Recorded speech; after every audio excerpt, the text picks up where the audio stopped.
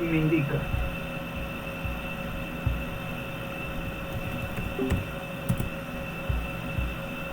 Perfecto. Bueno, buen día a los que están conectados, chicos. Vamos a comenzar la parte conceptual, como les indiqué, para los que no se pudieron conectar, del tema de conductividad en soluciones electrolíticas. Voy a hablar, vamos a definir los conceptos que requerimos para, digamos, todos los modelos matemáticos que vamos a ver en este tema de conductividad. A ver hasta dónde llegamos, ¿no?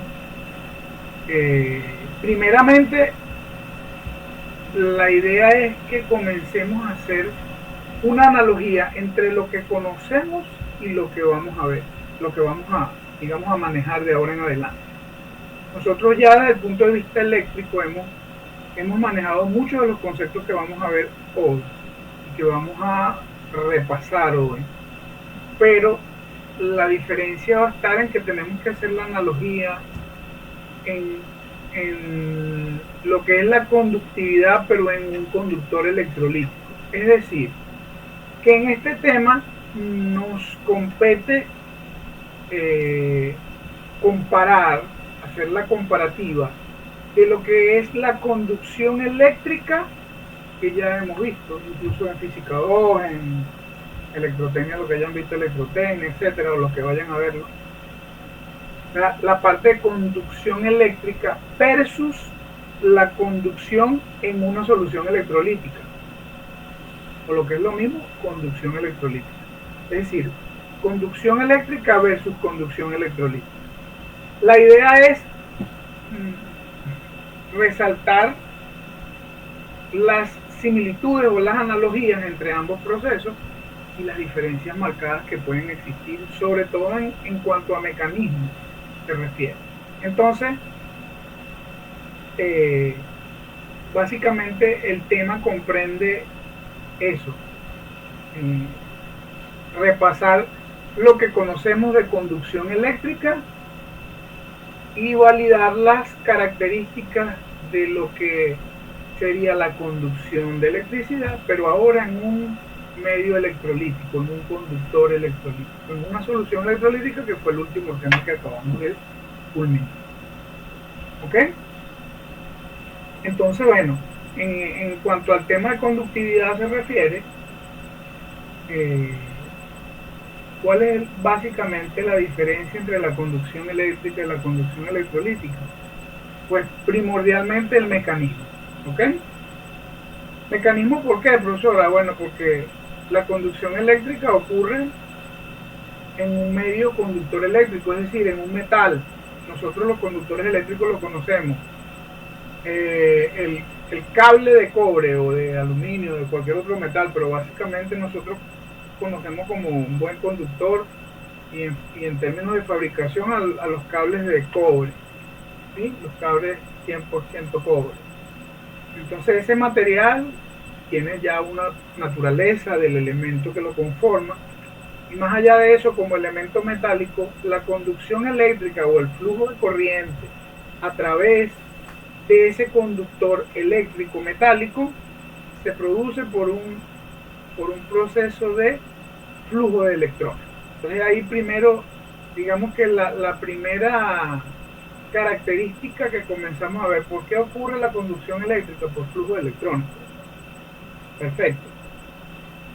Ahora, cuando nosotros hablamos de conducción en un medio electrolítico, en una solución electrolítica, para cuando yo coloco dos electrodos o entre dos puntos, entre dos extremos, hago circular la corriente a través de un medio electrolítico, el proceso por el cual atraviesa la corriente ese conductor electrolítico ya no es flujo de electrones, sino que el mecanismo nosotros lo conocemos como migración de iones o la llamada migración iónica.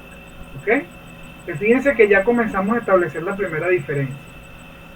La conducción eléctrica ocurre por flujo de electrones, por ese conductor eléctrico a través de la masa de ese conductor eléctrico, a través del metal, mientras que en la solución de electrolitos, no ocurre por flujo de electrones, sino por migración de iones. Los iones que se mueven en sentido contrario a los cationes de los aniones transportan consigo cierta cantidad de carga, y ese proceso de transporte de masa, pues también ocurre el transporte de electricidad, y como proceso neto nosotros observamos el flujo neto o el paso de la corriente, ¿ok?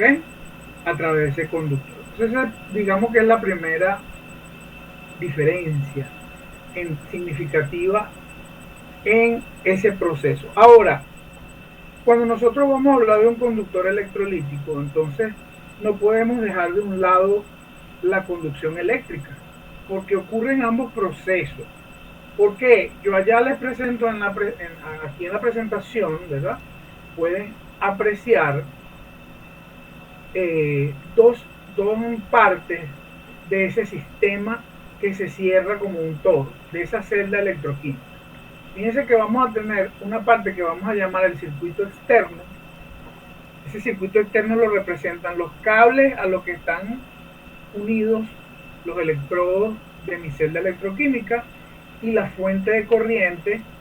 Por ese circuito externo ocurre conducción eléctrica, es decir, flujo de electrones, el flujo neto de electrones a través del conductor metálico. Sin embargo, cuando esos electrones entran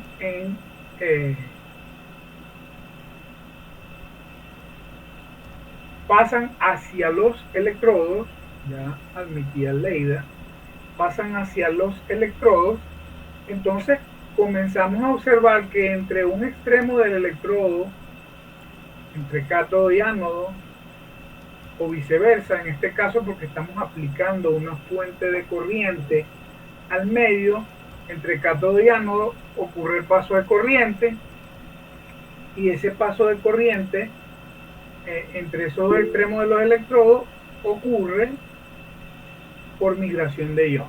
Entonces, fíjense que ahí tenemos el proceso neto o el proceso en el cual nosotros, me toca describir un poco la celda electroquímica que tenemos aquí en ejemplo, porque nosotros vamos a ver un tema que corresponde totalmente con celdas electroquímicas, ¿sí? Vamos a ver todo un tema para ello, pero acá comenzamos a hablar de lo que es el proceso de electrólisis, y para nosotros comprender la conducción electrolítica necesitamos abordar lo que es la electrólisis, ¿ok? Primeramente, aquí voy a hacer una salvedad, voy a hacer una corrección en la presentación, es que se me escape. Aprovechar de ver si puedo incluso, una vez lo guardo, guardar, es la dimensión de la L, de la longitud. Ok, vamos a describir un poco esta celda electroquímica. Fíjense, tenemos dos electrodos. Para abordar el proceso de electrólisis vamos a armar esta celda electroquímica, donde tenemos dos electrodos, un cátodo y un ánodo. Vamos a tener una solución acuosa de cloruro de sodio, de sal común, ¿ok? Y vamos a tener un circuito externo donde vamos a conectar ambos electrodos a una fuente de corriente, de manera que los electrones fluyan del ánodo al cátodo, pero a través de esa fuente de corriente que vamos a imprimir nosotros.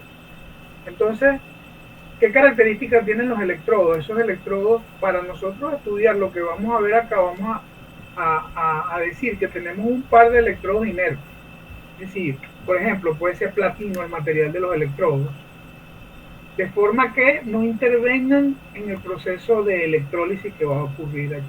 ¿Okay? Nosotros más adelante observaremos, cuando veamos el tema de solución electrolítica, que la naturaleza del electrodo determina la selectividad con respecto a la reacción electrólica que ocurre. Si tenemos un electrodo inerte, hacemos que exista una competencia, digamos, justa, entre comillas, justa, porque el movimiento de iones y la velocidad con la que se mueven los iones depende solo de la propia naturaleza de las especies iónicas y no de cuán selectivo puede ser la reacción que va a ocurrir en un determinado electrodo, porque la naturaleza del metal del electrodo así lo determina. ¿Ok? Entonces, en este caso estamos usando dos electrodos inertes de platino para explicar el proceso de electrólisis que ocurre. Entonces, ¿por qué hablamos de electrólisis? ¿Qué es la electrólisis? Primeramente, es ese proceso, ¿verdad?, de paso de corriente por un conductor electrolítico que involucra todos los cambios químicos y migratorios asociados. ¿Ok? Cuando nosotros colocamos esa fuente de corriente y comenzamos a imprimir ese flujo de corriente por el circuito externo a través de esos dos electrodos, en el circuito interno comienzan a ocurrir ciertas cosas en las cuales denotan las semireacciones que vamos a describir ahorita en el mecanismo. Fíjense, algo en clase yo siempre le hago a manera de, digamos, de recordatorio y a manera de juego un poco, explico en una clase presencial que la migración iónica nosotros la podemos visualizar como una carrera de velocidad. ¿Ok? Imaginemos que nosotros vamos a correr dos personas en una carrera de velocidad para ver quién llega primero al destino. ¿Ok? Y entonces en ese caso, fíjense algo, si en esa celda de conductividad yo aprecio que los electrones van de mi ánodo a mi cátodo por el circuito externo, quiere decir que en ese cátodo va a haber un flujo, una cantidad de electrones mayor. Como los electrones se están moviendo hacia allá, fíjense qué va a pasar, cuáles son los iones que yo tengo presentes en la solución. Al tratarse de una solución acuosa de cloruro de sodio, tengo sodio, tengo ion cloruro, del cloruro de sodio, y del agua tengo los iones OH y los protones. Quiere decir que tengo 4 especies, asumiendo que no tengo más ninguna contaminación en el sistema. 4 especies que van a competir. Los dos cationes van a competir, que son el protón y el ion sodio, mientras que los dos aniones van a competir, que son el OH y el ion cloruro. En ese proceso, ¿qué va a suceder? Que los cationes van a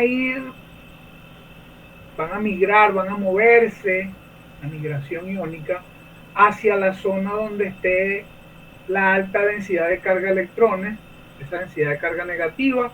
Los iones positivos van hacia esa zona, hacia ese sector de la solución, en los alrededores, en este caso del cátodo, y durante ese proceso es que nosotros hablamos de la competencia.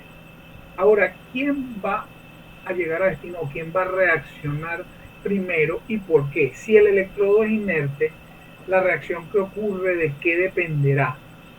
Entonces estamos hablando de que yo hago la analogía en clase siempre de una carrera de velocidad.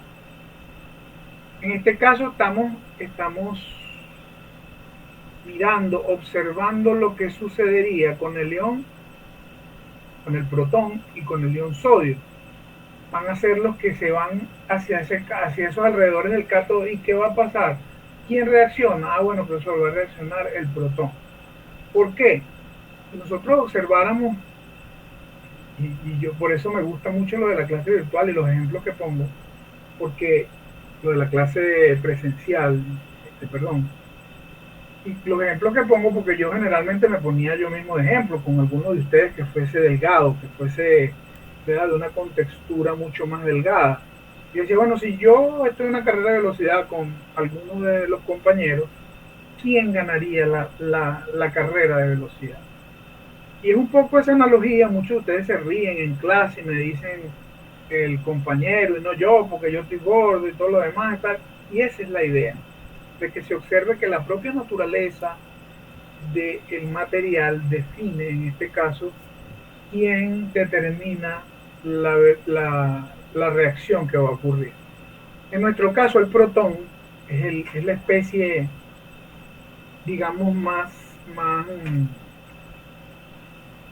pequeña que existe, con mayor velocidad, mayor movilidad iónica. Ya vamos a definir qué es la movilidad iónica. ¿Okay? Con mayor velocidad para moverse, para atravesar la solución electrolítica, porque es la especie más pequeña con menos efecto estérico. La más veloz, una de los más veloces son los protones. Por eso nosotros más adelante, cuando veamos los parámetros de conductividad, vamos a observar que la conductividad iónica del protón equivalente es alta, es elevada, y por eso los ácidos a dilución infinita, parámetros que vamos a definir, repito, más adelante, tienen velocidades altísimas y tienen conductancias equivalentes grandes en magnitud, porque el protón es la especie que se mueve con mayor velocidad en una solución electrolítica diluida. ¿Okay? Quiere decir que de esa competencia es muy probable no, lo que va a ocurrir es que el protón va a ganar la competencia siempre y cuando el electrodo sea inerte, por ejemplo, un electrodo de platino, que fue lo que comentamos al principio, y va a llegar al cátodo para que ocurra la reacción de reducción. Profesor, todavía no hemos llegado al tema de celda electroquímica, pero yo más o menos siempre le recuerdo qué es la reducción, lo que ocurre en el cátodo, pero qué es la reducción. Reducción es un sinónimo de disminución, y la disminución se refiere a la disminución de la valencia positiva de los iones. ¿Cómo una especie disminuye su valencia positiva? Aceptando electrones. ¿Ok? Mientras que la oxidación, que es el proceso contrario, significa ese proceso donde una especie cede electrones. ¿Ok? Cede electrones. Y aquella que los acepta es en la especie donde ocurre la reacción de reducción.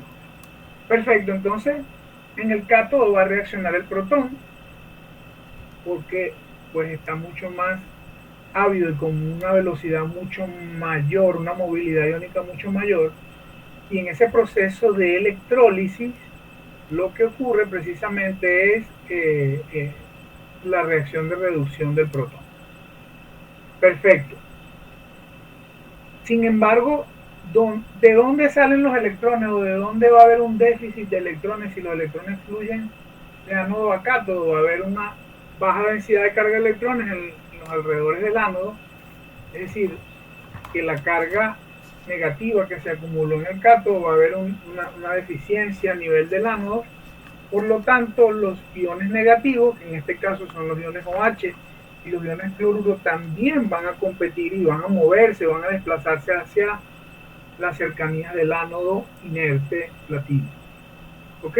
En ese proceso de movimiento, de migración de iones que estamos observando, que estamos estudiando, en el caso de los aniones, quien gana la competencia es el ion cloruro, que a pesar de ser electronegativo, el ion OH tiene un efecto estérico mucho mayor y tiene mucho más voluminoso. Es como en ese medio poner el ejemplo de dos especies, una más delgada que la otra. ¿Ok? Entonces ese efecto estérico para moverse, inclusive para moverse a través de una solución rodeada por moléculas del mismo solvente, ¿verdad? Que es lo que nosotros conocemos como la solvatación, es más difícil para un ion de mayor volumen. En este caso el OH pues le va a ser más difícil llegar al ánodo para reaccionar, por lo tanto quien reacciona es el cloruro para formar clorogas. Fíjense que en ambos alrededores, en los alrededores del cátodo, se forma hidrógeno gaseoso por la reducción en la cual se aceptan los electrones que vienen desde esa fuente de corriente, mientras que en mi ánodo ocurre el desprendimiento de electrones desde el ion cloruro para producir clorogas. Entonces en ambos extremos se produce un caso hidrógeno gaseoso y en el otro caso clorogas. es muy conocido en la actualidad que utilizan este proceso de electrólisis como sustituto para desinfección de piscinas, etcétera. En la actualidad se está usando, ¿sí? Soluciones salinas que se ponen en el medio a reaccionar, ¿verdad? Por, como una forma de desinfectar sistemas donde tenemos agua estancada, sea, llámese piscina, tanques, etcétera. Porque originalmente ese proceso se hacía con hipoclorito o con dióxido de cloro, ¿sí? Pero en la actualidad están sustituyendo por procesos más amigables y menos complicados y menos peligrosos a nivel de las personas que trabajan y que manipulan estos productos químicos, ¿ok? ¿Por qué? Pues el clorogas es tóxico, pero el dióxido de cloro, etcétera, que se inyecta, se dosifica en los sistemas de piscinas, tienen cierta dificultad, mientras que aquí, aunque se produce clorogas, lo pueden manejar en estos sistemas de manera de que no haya pues, gases, sino solamente lo que se dosifica a nivel del sistema de desinfección o de tratamiento. Entonces es mucho más seguro, más, son procesos de tratamiento de agua, en este caso, que en la actualidad han tomado más auge. ¿Ok? Fíjense que un proceso de electrólisis que lo conocemos de toda la vida, basado en cloruro de sodio, una solución de agua y cloruro de sodio, ¿verdad? Donde producimos entonces clorogas e hidrógeno gaseoso por el suministro de energía a través de una fuente de corriente. ¿Okay? Perfecto, profesor. Profesor, ¿y qué pasa con los iones que no reaccionaron? ¿Y qué es eso que dice allí usted en la presentación, mecanismo, etcétera? Bueno, primero, el mecanismo que aparece aquí para la formación de clorogas es para que comprendamos que muchas veces las reacciones no suceden en un solo paso de reacción, sino que pueden darse en más de un en más de una etapa o más de una reacción. Sí, es lo que nosotros conocemos como un mecanismo de reacción.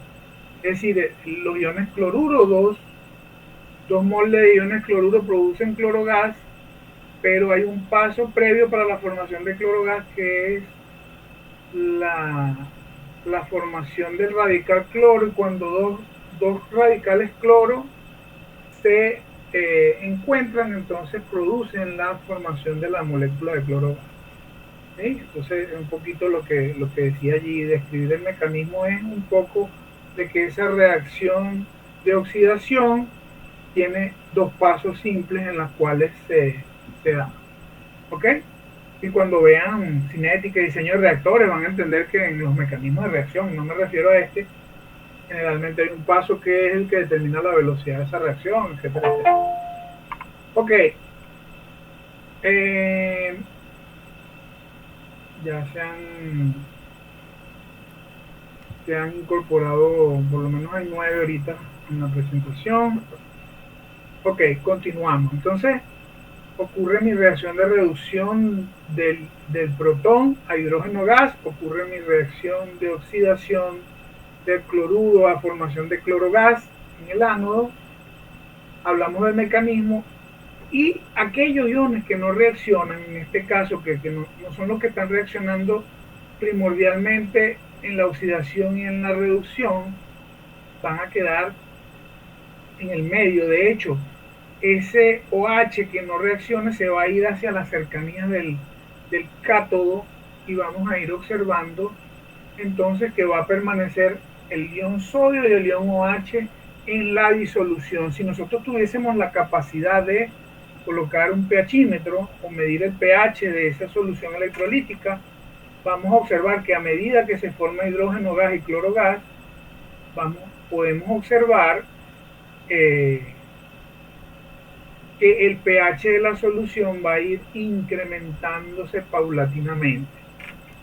Sobre todo aunque toda la solución obviamente, pero sobre todo en los alrededores del cátodo, porque los H se va para allá, para donde estaba el ion sodio, para donde estaba la cercanía del ion sodio, y en los alrededores del cátodo entonces queda un medio básico, ¿verdad? El medio va convirtiéndose cada vez más básico y vamos observando un incremento del pH. ¿Ok? Se están incorporando algunos, me imagino que se habían salido de la presentación, se les había caído la señal. Ok, entonces continuamos en la presentación. Fíjense algo. ¿Qué es la electrólisis entonces? Ese proceso que acabamos de explicar, visto como un todo de esa celda electroquímica. Los electrones inertes, una fuente de corriente, y cuando imprimimos a través de un circuito externo la conducción eléctrica por el flujo de electrones por esa fuente de corriente entre ánodo y cátodo, comienzan a ocurrir movimientos de los iones en el interior de la solución, a lo que nosotros conocemos como migración iónica. Ocurren reacciones redox, la reacción de reducción del hidrógeno, del protón a hidrógeno gas, y la reacción de oxidación del ion cloruro a cloro gas. Y ese proceso visto como un todo, en el cual el medio queda básico, es lo que conocemos como electrólisis, donde por el circuito externo ocurre conducción eléctrica y por el circuito interno ocurre conducción electrolítica. Ok, ahora necesitamos comenzar a definir, a dar las definiciones de ciertos conceptos que debemos conocer a fin de continuar con la parte de modelos matemáticos del tema de conductividad. Entonces, ¿qué es la migración iónica del cual hablamos ahorita? Es el mecanismo, ¿verdad? Por el cual ocurre la conducción electrolítica. Perdón. La migración iónica entonces la vamos a definir como el proceso que involucra no solamente el transporte de electricidad, ¿sí? El transporte de carga cuando se mueve un ion, sino también el transporte de materia desde una parte a otra del material conductor. Entiéndase, en este caso, conductor electrolítico. ¿Por qué? Lo podemos incluso adicionar aquí al concepto electrolítico. ¿Por qué, profesor? ¿Por qué habla del conductor electrolítico? Porque la migración iónica ocurre en la conducción electrolítica. En la conducción eléctrica acabamos de decir que es flujo de electrones. Otro concepto de interés es la movilidad iónica. Profesor, movilidad iónica con V alta y no con V pequeña, no se supone que es un móvil. Y sí, es correcto, pero de la traducción y de la bibliografía, ustedes pueden buscar en la bibliografía que el parámetro movilidad iónica aparece descrito así con V alta. Quiere decir que, bueno, quizás en términos de traducciones o algo hubo allí extraño, pero la variable se llama movilidad iónica así como está descrito. ¿Qué es esa movilidad iónica, profesora? Bueno, es la velocidad absoluta en centímetros por segundo que posee cada ion, que depende de su propia naturaleza, la naturaleza del ion, ¿ok? Y esa velocidad absoluta, fíjense cómo se define, velocidad absoluta en centímetros por segundo, que tiene un ion cuando se establece un gradiente de potencial o una diferencia de potencial entre los dos electrodos que garantice que hay un voltio por centímetro de camino del conductor. ¿Sí? Por cada centímetro hay una diferencia de un voltio de gradiente de potencial o de diferencia de voltaje. ¿Sí? Pero cuando nosotros garantizamos eso por centímetro de camino conductor, un voltio por centímetro de camino conductor, entonces la velocidad con la que se mueven los iones en esa distancia es lo que nosotros definimos como la movilidad iónica. Fíjense que nosotros acabamos de hablar de ciertas movilidades iónicas, en las cuales comparamos al protón con el sodio y dijimos que la movilidad iónica del protón es mucho más elevada que la movilidad iónica del sodio. Por eso era él quien se reducía en el cátodo a hidrógeno gas.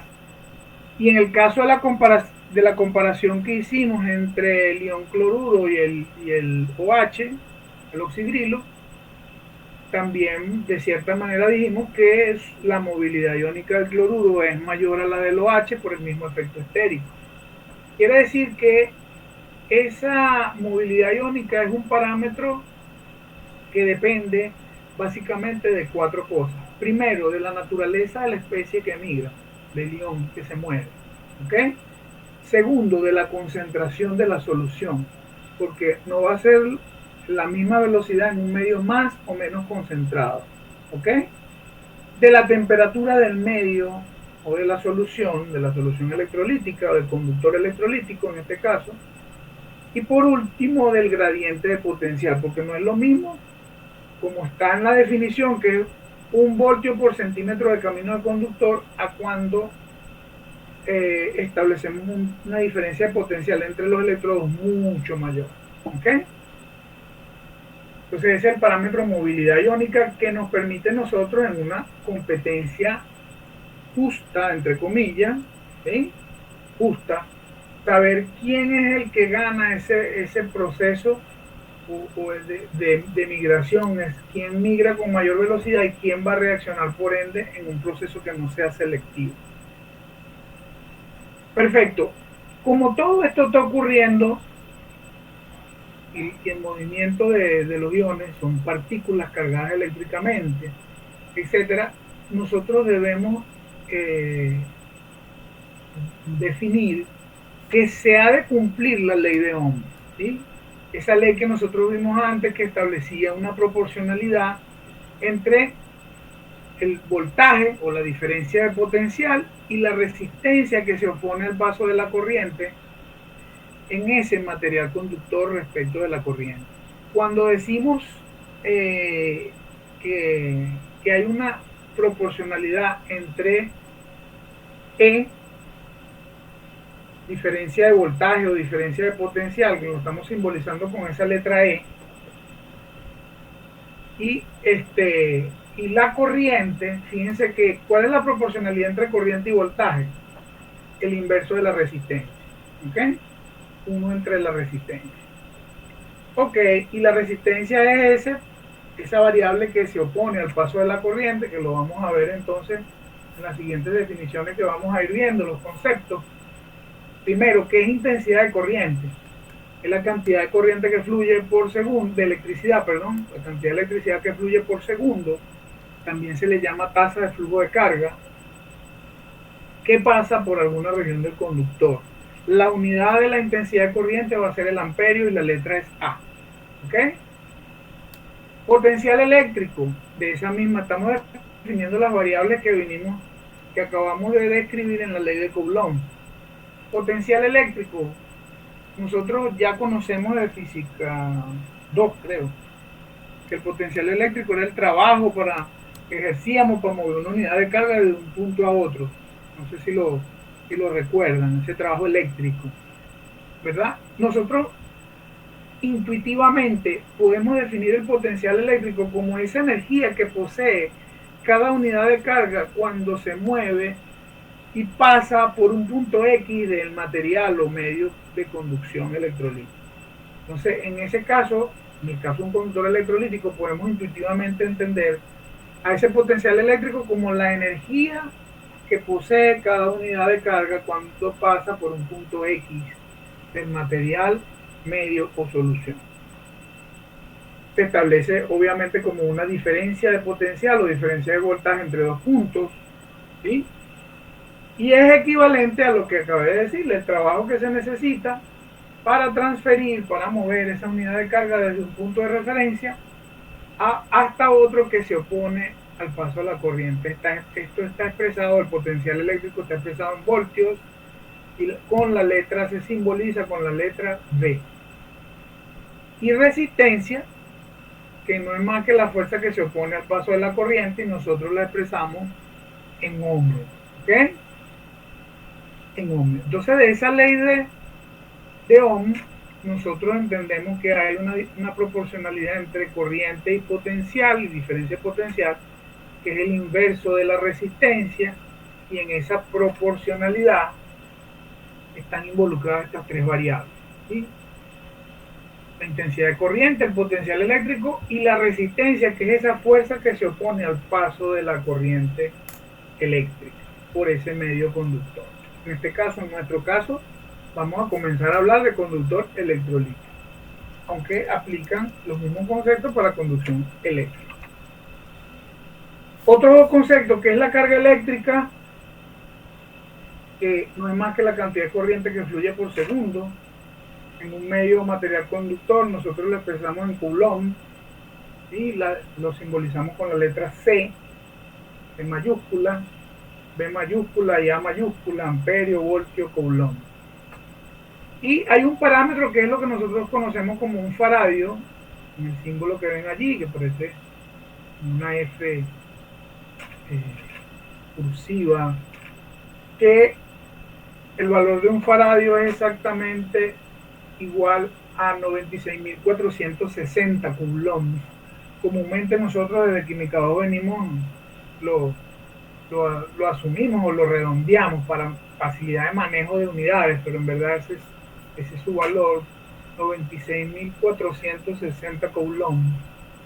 Y el faradio es una unidad que se utiliza, es un parámetro que se utiliza para denotar esos procesos, dispositivos o medios en los cuales se almacena la carga.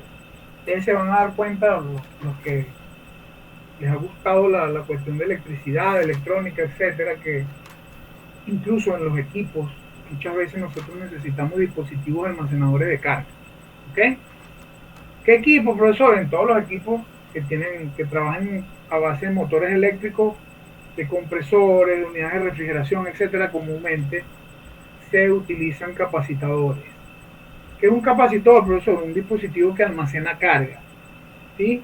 ¿Por qué? Porque cuando yo voy a mover un motor eléctrico necesito en el arranque, después que arranca no, pero en el arranque necesito, digamos, una cierta cantidad de carga inicial para romper la inercia y comenzar el movimiento del dispositivo, del motor. ¿Ok? Entonces es usual que, por ejemplo, los aire acondicionados split y los no split también, los aire acondicionados de ventana, cuando uno enciende la unidad, hacen uso de un capacitor de carga, que cuando se daña, pues el aire no funciona, no arranca el compresor. ¿Por qué? Porque ese arranque inicial necesita una descarga de cierta cantidad de electricidad que genere, rompa la inercia del movimiento. ¿Okay? Esa cantidad de carga en los capacitores, que es el uso más común, nosotros la medimos en faradio. Entonces ustedes van a ver que los capacitadores en general uno los especifica en relación al número de microfaradios. Mira, necesito un capacitor de 15 microfaradios, de 25 microfaradios. ¿Por qué? Porque eso te dice cuánto es la cantidad de carga, porque un faradio equivale, como dijimos antes, a 96.460 coulombs, redondeado a 96.500 coulombs. ¿Ok? Las leyes de Faraday hablan de la primera y la segunda ley de Faraday, establecen ciertas cosas en términos de las reacciones de oxidorreducción. Faraday fue quien establece que por cada equivalente que reacciona, ¿verdad? En un proceso redox, por cada equivalente total que reacciona, la cantidad de corriente aprovechable que se transfiere es exactamente igual a un faradio.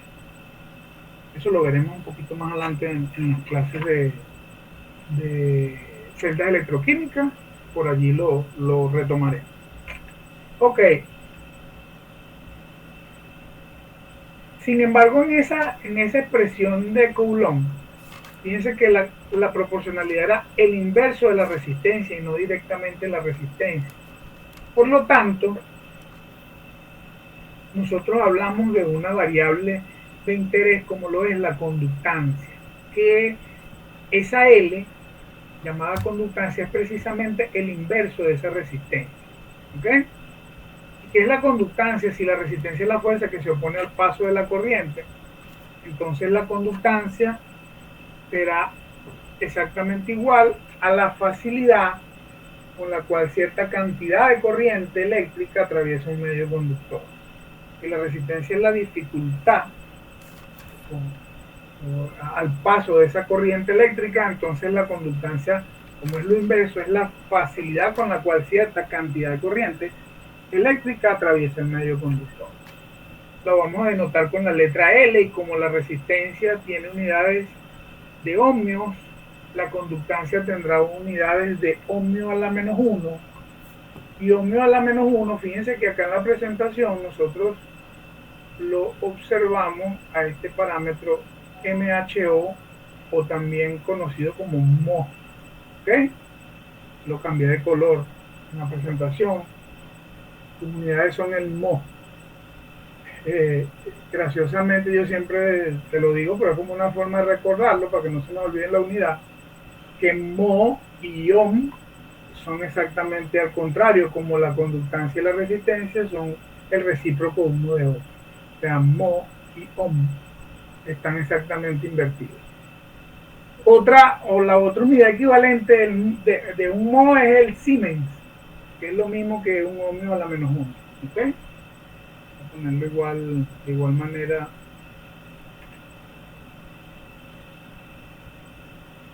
Por acá.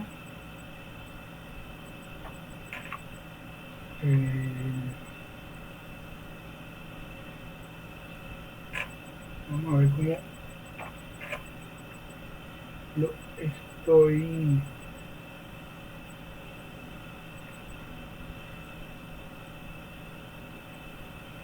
Ok. Ohmio a la menos 1 son unidades de la conductancia. Ok. Fíjense algo. Entonces la conductancia, que vamos a decir que es el recíproco de la resistencia eléctrica, la facilidad con la cual cierta cantidad de corriente atraviesa un medio conductor. Puede ser eléctrico o puede ser electrolítico, depende, porque hay conductancia eléctrica y hay conductancia electrolítica. Siempre recuerden que estamos comparando el proceso de conducción eléctrica, flujo de electrones, conducción electrolítica, migración de iones en un conductor electrolítico, circuito externo y circuito interno de una celda electroquímica.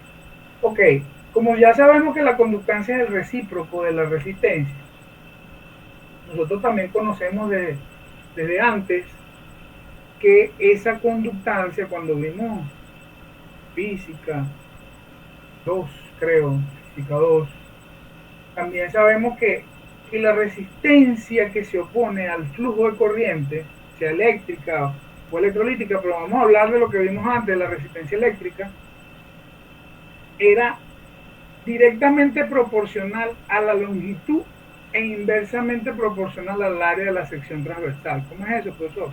Bueno, que si nosotros vamos a transportar una cantidad de corriente eléctrica entre dos extremos, ¿verdad? Incide primero la naturaleza del material con la que lo voy a hacer. No es lo mismo transportarla con cobre que con aluminio, que con hierro, que con latón, etc. Cada material tiene su propia resistividad específica, que ya lo vamos a ver allí en un momento. Pero nosotros también sabíamos que la distancia en la cual yo pretendo transportar esa cantidad de corriente incide sobre la resistencia. Mientras más larga es la distancia, la longitud, la resistencia es mayor. Y otro parámetro que era inversamente proporcional era el área de la sección transversal, en este caso del material conductor. Si yo usaba un material conductor fino y de área transversal, ¿qué era el área transversal? Si yo le hago un corte al cable, por eso que ustedes ven que los cables vienen de distintos calibres, dependiendo de la cantidad de corriente y de la carga, de la distribución de carga. ¿Ok? Cuanto más grueso es en este caso el cable conductor eléctrico, la resistencia es menor, que se opone al paso de la corriente. Si cuanto mayor es el área de la sección transversal, menor es la resistencia. Y mientras más larga la longitud, mayor es la resistencia. O sea, es directamente proporcional a la longitud, inversamente proporcional al área de la sección transversal. Ok, eso ya lo habíamos manejado. Y esa proporcionalidad, fíjense, entre R, longitud y área, el parámetro de proporcionalidad era exactamente igual a ρ, a eso que vemos allí, que yo les acabé de comentar, se llama resistividad específica del material. La resistividad específica, Rho, ¿sí?, depende de la naturaleza del mismo material, porque no es lo mismo lo que yo les acabo de decir, un cable de cobre puro, que es un excelente conductor, poco afectado por la oxidación, etcétera, etcétera, que usar aluminio o que usar algún otro material conductor con menor conductividad eléctrica. ¿Okay? Entonces la resistividad específica es un parámetro que depende de la naturaleza propia del elemento conductor. Entiéndase, conductor eléctrico para los metales que acabé de explicar, pero también en el caso de los conductores electrolíticos en las soluciones,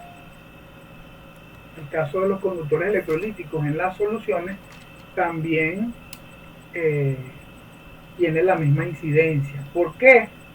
Porque no es lo mismo una solución, un medio donde tenemos una solución electrolítica con cloruro de sodio, a una solución electrolítica de otro electrolito, de otra sal o de un ácido o de cualquier otra especie de otra naturaleza. ¿Okay? La naturaleza del electrolito define la resistividad específica que tenga ese conductor en solución. Pero a un parámetro que no evaluábamos antes en los conductores eléctricos, en los metales, y que sí vamos a tener presente en la conducción electrolítica, va a ser la concentración, porque los metales eran puros, entonces la resistividad específica básicamente dependía de la naturaleza del material, la naturaleza del metal, ¿ok? En la conducción eléctrica, pero en la conducción electrolítica no solo depende de la naturaleza del electrolito, sino que también depende de la concentración de la solución de ese electrolito, ¿ok? Cuando tenemos una solución más o menos concentrada, eso hace que varíe la resistividad específica. Si ese parámetro que dependía solo antes de la naturaleza de la especie, ahora también depende de la concentración. Ok, entonces la resistencia es exactamente igual a la resistividad específica por la longitud entre el área, ¿sí? Y como nosotros habíamos hablado desde la ley de Coulomb, desde de la conductancia, que es el inverso de la resistencia, como esa proporcionalidad entre corriente y voltaje, ¿sí?, entre corriente y diferencia potencial, entonces vamos a tratar, en vez de trabajar con resistencia, vamos a trabajar con conductancia.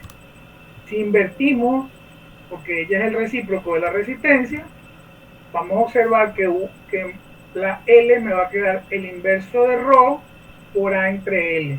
Antes era L entre A y ahora lo invertimos A entre L. ¿Quién es A, profesor? El área de la sección transversal por donde la corriente pasa en el conductor, y L es la longitud que recorre, en este caso la corriente, en ese conductor. Fíjense que ahora nos venimos para acá porque, profesor, en un conductor eléctrico, en un cable, eso está bien definido, la longitud del cable, ¿verdad?, y el grosor del área transversal de ese cable, por ejemplo, ¿sí? Cable, guaya, conductor eléctrico en un metal, pues. Pero como estamos haciendo la comparación entre conducción eléctrica, que va perfectamente lo podemos ver, y la conducción electrolítica, ¿quiénes son esos parámetros L y A? En el caso de una solución electrolítica, tenemos que hablar de una celda electrolítica y comenzamos a apreciar que la L, ¿dónde atraviesa la corriente? Entre los dos electrodos. La distancia de separación entre los dos electrodos es la distancia que atraviesa o que debe atravesar esa cantidad de corriente eléctrica. Por eso la separación de los electrodos nosotros la llamamos L. Y el área transversal de los electrodos, el área de la sección transversal, si nosotros le hacemos un corte a esos electrodos, si sean una barrita, una plaquita, un cilindrito, lo que sea, vamos a tener distintos áreas transversales, ¿verdad? Y el área de la sección transversal de esos electrodos es lo que nosotros vamos a conocer como A. Por eso apreciamos en la presentación, ¿verdad?, que L va a ser inversamente proporcional a la resistividad específica, ¿verdad? Por A, área de la sección transversal, entre L, distancia que atraviesa la corriente del conductor, sea eléctrico o sea electrolítico. Entonces, esa L va a ser la distancia de separación de los electrodos en una celda electroquímica, en el circuito interno, en la solución electrolítica, ¿sí? La distancia de separación de los electrodos ya va a ser el área transversal que tenga el fabricante que diseñó la celda electroquímica, los electrodos, ¿ok? Y la resistividad específica, el inverso de la resistividad específica, el inverso de la resistencia lo llamamos conductancia, al inverso de la resistividad específica lo vamos a llamar conductancia específica. ¿Ok? Conductancia específica, que es el inverso de Rho. En, en un conductor electrolítico, el parámetro conductancia específica tiene mucho significado. Es exactamente igual a la conductancia, a la L, que posee un cubo de 1 centímetro de arista. Es como si nosotros aquí en la solución, en esta celda electroquímica, sacáramos un cubito de 1 centímetro de arista, L, o sea, 1 centímetro por 1 centímetro por 1 centímetro, largo, ancho y profundo, ¿ok? ¿Sí? Ese cubo de 1 centímetro de arista, si a nosotros a ese cubo le midiésemos la, la conductividad, la conductancia, perdón, a ese cubo nosotros le midiéramos la conductancia, entonces es lo que nosotros conocemos por definición como conductancia específica. Es exactamente igual a la conductancia de un cubo de 1 centímetro de arista. Depende en un electrolito entonces de la naturaleza del electrolito, de qué electrolito se trata, de cuál es la sal, etcétera, y de cuál es su concentración. Obviamente, tanto la resistencia, la conductancia, son parámetros que dependen de la temperatura, ¿sí? En eso estamos claros. Pero básicamente nosotros hacemos énfasis en la concentración. Sin embargo, nosotros sabemos entonces que la conductancia específica de un conductor electrolítico, de una solución electrolítica, va a ser la conductancia de un cubo de 1 centímetro de arista, ¿verdad? De esa solución electrolítica, y la podemos relacionar de la siguiente manera. La LS aumenta con la concentración, es decir, un medio más concentrado, hay más iones que se mueven, que migran entre los extremos de la solución transportando carga y por lo tanto hay mayor cantidad de corriente atravesando la solución y por lo tanto se incrementa la LS. A mayor concentración, mayor LS, mayor C, mayor LS, mayor concentración, mayor conductancia específica. En términos de temperatura, a mayor temperatura, los iones tienen mayor energía, ¿sí? Y al incrementar su movilidad iónica, por el que al aumentar la temperatura aumentamos la energía cinética y por ende la movilidad iónica, o sea, al aumentar la movilidad iónica también se incrementa la conductancia.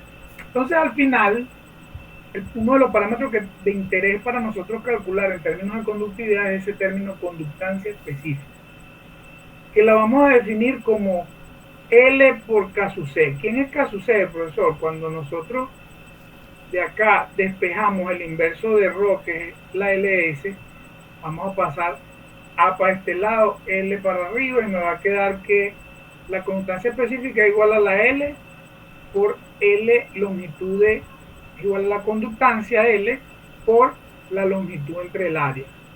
Y esa longitud entre el área es lo que nosotros conocemos como constante de la celda. Quiere decir que cada celda de conductividad tiene una geometría en particular.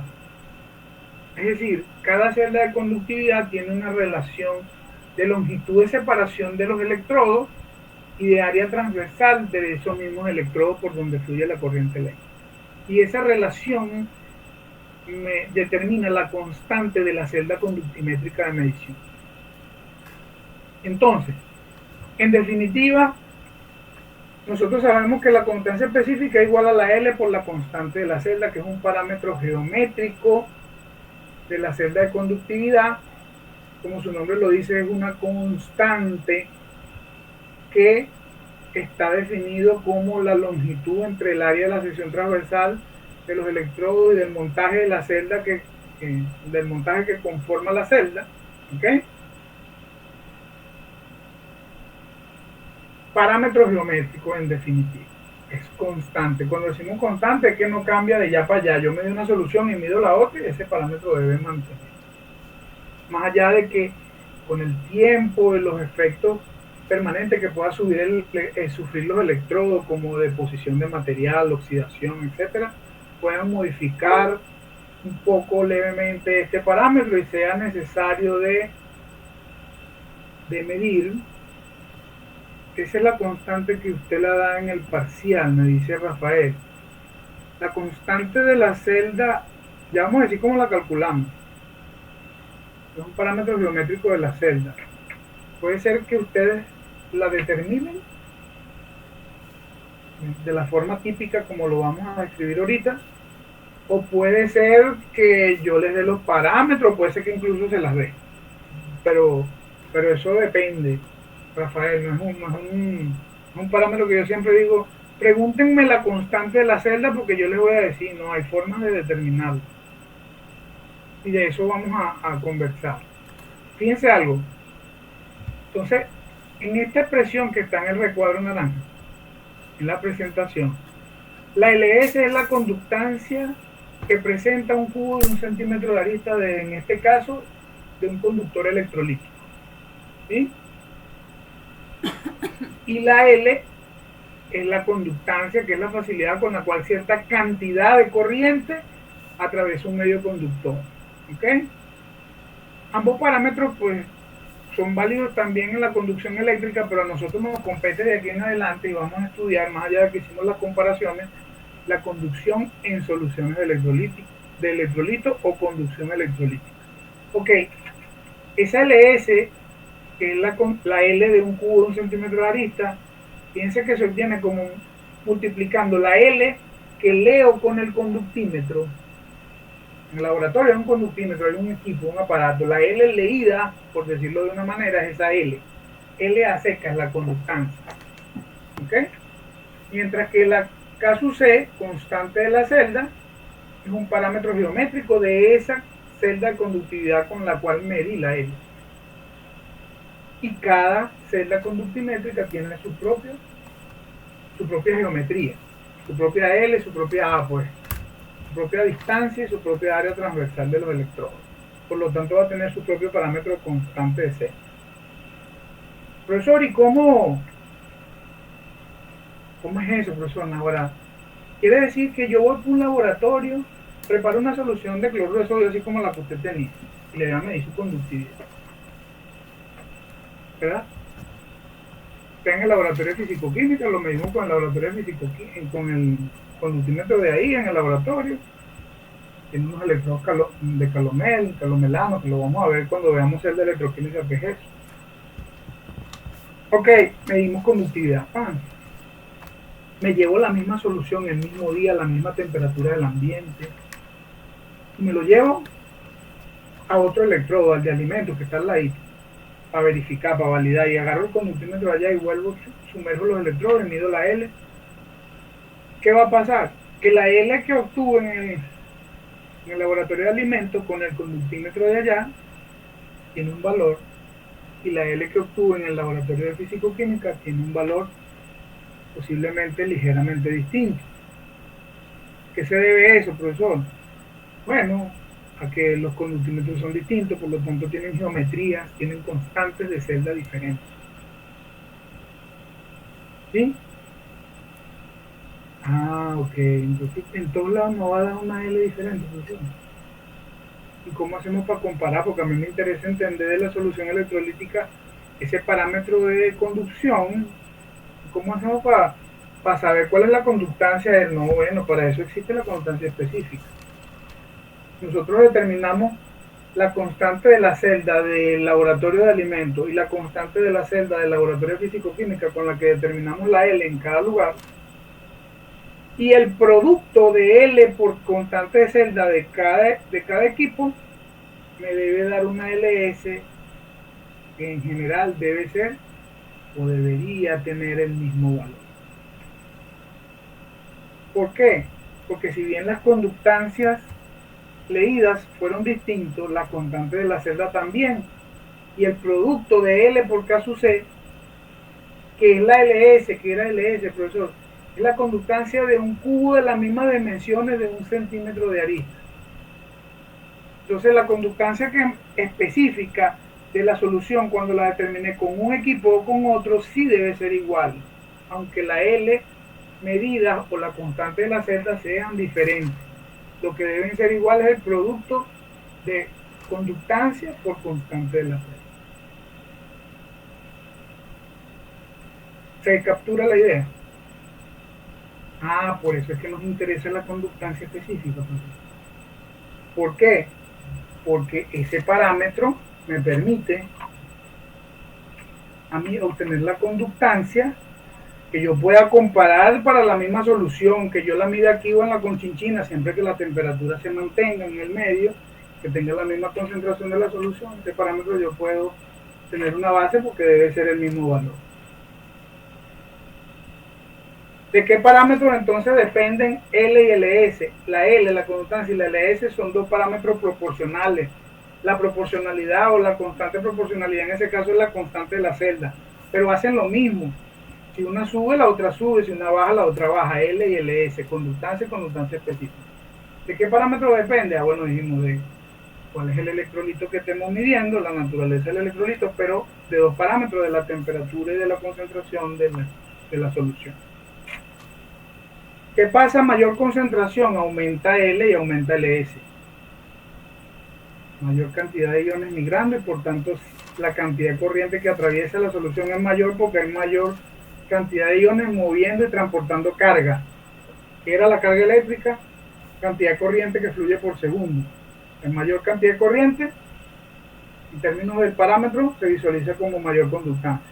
Entonces, al haber mayor concentración, hay mayor L y mayor LS. Profesor, pero hay distintos electrolitos, hay electrolitos fuertes y electrolitos débiles, sí, pero en todos los casos, al haber mayor concentración, hay mayor cantidad de iones migrantes y por lo tanto mayor ambos parámetros. Más allá de que varía en los débiles el grado de ionización y en los fuertes, básicamente se disocian totalmente. ¿Ok? Bueno, perfecto, profesor. Hasta ahorita vamos copiando. Si me copian o si no me copian, alguno me puede hacer alguna consulta. ¿Cómo determinamos ese parámetro constante de la celda que es la L entre la A, longitud entre áreas? ¿Cómo la determinamos, profesor? Pues eso es ese parámetro chiquitico, o sea, la distancia separada. Además, eso es electrodo. El montaje de celdas generalmente viene en un sistema de vidrio recubierto. ¿Cómo hacemos nosotros para medir eso allí? Además, eso es muy chiquito. Para medir el área transversal necesitaríamos un tornillo micrométrico para saber la dimensión y todo lo demás. Y la separación, no sé cómo se mide eso, profesor. Ok, precisamente por esas dificultades prácticas que se tienen para medir esos parámetros de geometría, longitud y área, se estableció un patrón de conductividad para medir específicamente constantes de celda. Esa solución patrón es la solución de cloruro de potasio, de KCl. Profesor, ¿y por qué se establece el KCl como un patrón de conductividad? Por varias razones. Una de ellas que el cloruro, eso lo vamos a ver en celda electroquímica, el cloruro y el potasio son de los iones anión-catión, el juego que la relación de movilidad es iónica, porque acuérdense que el catión se mueve en un sentido y el anión se mueve en un sentido contrario. Pero su relación de movilidad iónica, de velocidad, más o menos es la más parecida en la sal de este tipo, el electrolito fuerte.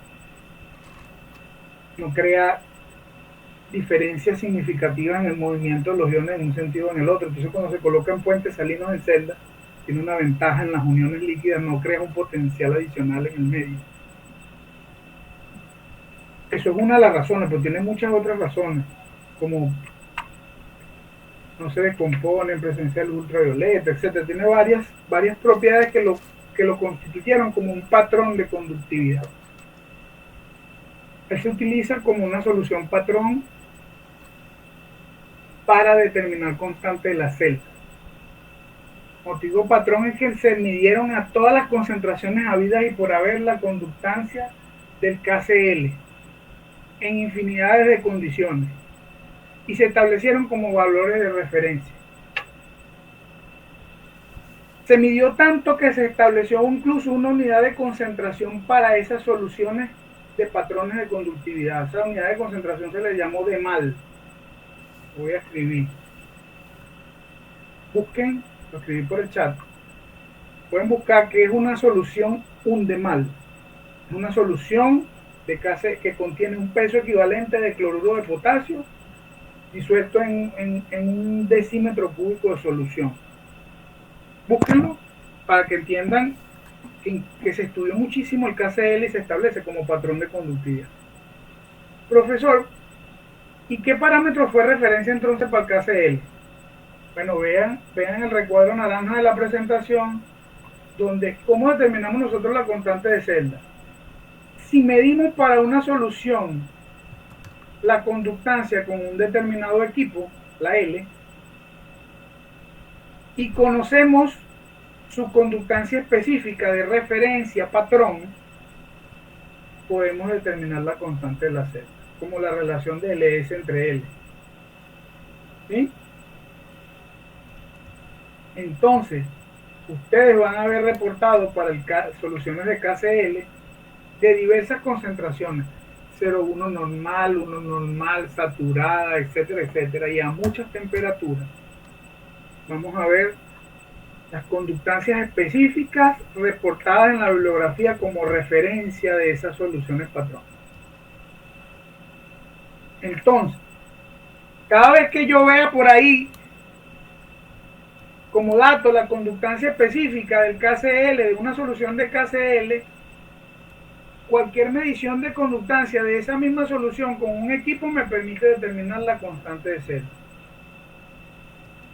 Es dato entonces conocer la conductancia específica del KCl en la bibliografía como patrón, y si mido la conductancia, la L, de una solución de la misma concentración reportada en la bibliografía a la misma temperatura, puedo determinar la constante de celda del equipo, que es un parámetro geométrico que le corresponde, que es del equipo o de la celda de conductividad.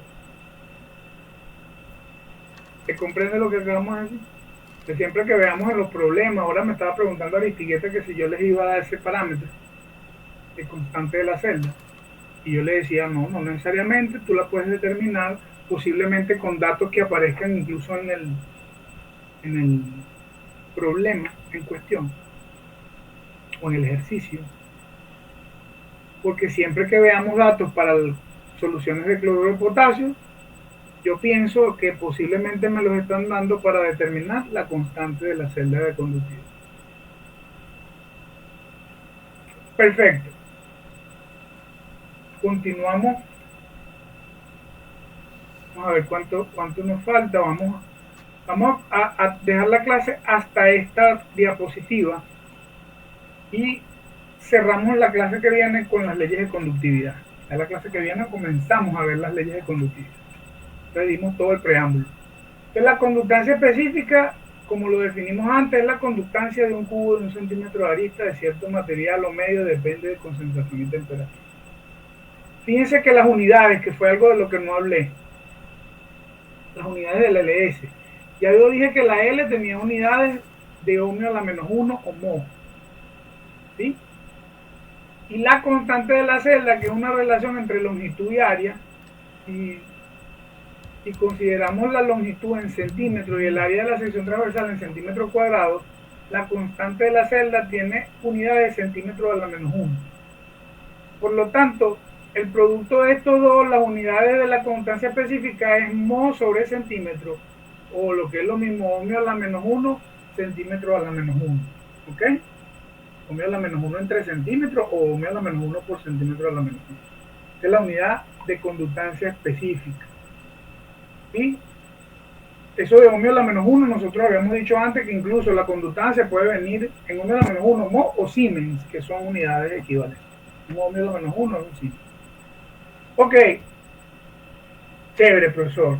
Ya sabemos qué es la conductancia específica, ya sabemos qué es la conductancia que leemos, la L, la otra que leemos con el conductímetro, ya sabemos lo que es la constante de la celda. Pero la conductancia específica es la constancia de un cubo en centímetro ahorita. Pues si yo quisiera conocer la conductividad de toda la solución, de todo lo que ocurre en la solución, porque cómo lo representaríamos, porque al aumentar la concentración aumenta la cantidad de corriente y por eso nosotros observamos un incremento en la conductancia, pero qué tan fácil o difícil es transportar la misma cantidad de corriente en un medio con mayor o menor concentración de iones, porque esos iones tienen efectos interiónicos, pues las fuerzas electrostáticas que operan en la solución electrolítica de partículas cargadas eléctricamente. Iba allí, que es lo que vimos antes, esa esfericidad, hay una interacción del ion central en la atmósfera iónica y van a haber efectos de asociación o de disociación que dependen más o menos de la concentración. Entonces, ¿cómo es eso? Yo necesito comprender cuál sería el parámetro que me permite evaluar la conductividad de toda la solución.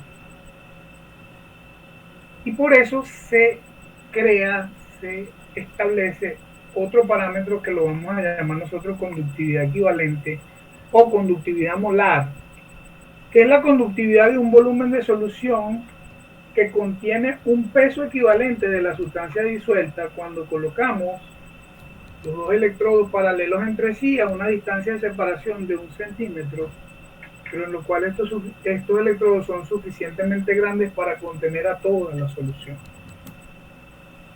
Esa es su definición de la conductividad equivalente o molar. Fíjense que es la conductividad de un volumen de solución que contiene un peso equivalente de sustancia disuelta. Si colocamos los electrodos paralelos separados a 1 centímetro y suficientemente grandes para contener a toda la solución. La conductividad equivalente es ese lambda que vemos allí, ¿ok? Que lo tenemos en el recuadro naranja como LS, conductancia específica entre C. Fíjense que es una relación entre conductancia específica y la concentración de la solución. Nosotros queremos relacionar un poco. Profesor, y ese 1000 no es más que un factor de conversión. Acuérdense que la unidad de concentración y la conductividad equivalente, la unidad de concentración está en equivalentes por litro, y si la conductividad es molar, la unidad está en moles por litro. A veces ambos son iguales porque hay especies donde la normalidad y la molaridad son iguales. Las unidades en cada caso están reportadas ahí al lado. Ohmio a la menos 1 centímetro cuadrado equivalente a la menos 1, ¿verdad? Pero básicamente esto es una relación entre conductancia específica y concentración. Yo quiero saber cómo varía la conductancia específica conforme yo voy variando la concentración de la solución. Y ese mismo es más que un factor de conversión porque la unidad de litros y la unidad de centímetro de la LS no son compatibles, pero litro yo lo puedo llevar a centímetros cúbicos y por eso establecemos 1000 centímetros cúbicos litro como un factor de conversión para que las unidades me queden como están descritas aquí a un lado. Ok, entonces básicamente una relación entre LS y C. ¿Y qué va a pasar con esta conductancia? Esta sí me permite entender qué tanto varía la conductancia específica cuando yo aumento la concentración. ¿Qué tanto varía una versus la otra? Porque están relacionadas. Una numerador y otra denominador. Entonces lambda también depende de la concentración. ¿Y qué va a pasar? Que a mayor concentración, ahora, si bien a mayor concentración la LS aumenta, la conductancia específica aumenta, la lambda, que es la que está ahí, la relación entre ambas disminuye. A mayor concentración, menor lambda. Y eso tiene una razón de ser. Eso, pero aumenta el numerador. Aumenta la LS. Entonces, ¿cómo es eso que lambda aumenta? Que lambda, perdón, disminuye. Porque si el numerador aumenta, la variable disminuye. Bueno, lo pueden ver analíticamente. El inverso de la concentración hace un efecto mayor. O esa concentración al aumentar en el denominador origina una disminución de la conductividad equivalente. Pero más allá de esa interpretación, desde el punto de vista eh, eh, analítico, desde el punto de vista analítico de la expresión, hay una explicación desde el punto de vista teórico. En un medio más concentrado de iones, cuando un ion se pretende mover por un medio que está súper concentrado de iones, va a pasar que ahora va a tener más efectos interiónicos, más fuerza electrostática operando que le dificultan el paso, atravesar la solución y por ende el paso de la corriente de un punto a otro del conductor. La corriente es el producto de la migración de los iones. Si la migración de los iones en un medio más concentrado se vuelve más complicada, entonces el parámetro de conductancia equivalente va disminuyendo a medida que aumenta la concentración. Esa es la interpretación desde el punto de vista teórico. Yo siempre pongo en clase el ejemplo de